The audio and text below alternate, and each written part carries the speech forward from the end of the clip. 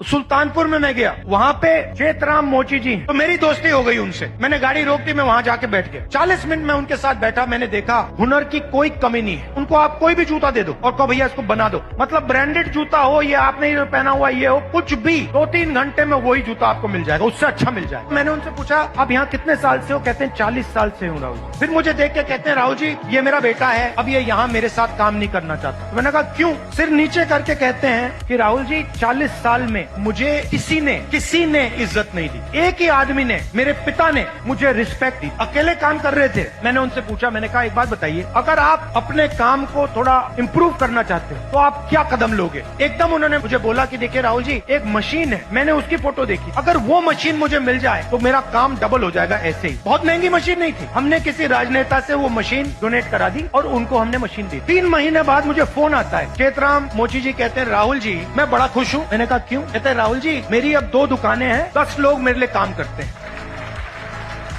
मुझे लग रहा है इस मशीन से कि मैं 4-5 दुकानें खोल पाऊंगा। अब चेतराम मोची ने मुझे एक और बात बोली, यूपी सरकार ने मुझे एक बार ट्रेनिंग पे बुलाया, तो मैंने उनसे कहा क्या सीखे? कहते राहुल जी मैं वहाँ गया, ट्रेनर से ज्यादा तो मुझे मालूम था, और तो ट्रेनर मोची नहीं था, उसको तो कुछ मालूम ही नहीं था। मैंने कुछ टाइम उसको समझाने की कोशिश की, मगर फिर वो समझा नहीं तो वापस आ गया। हुनर किसके हाथ में है? चेतराम जी के हाथ में। ट्रेनिंग कौन दे रहा है?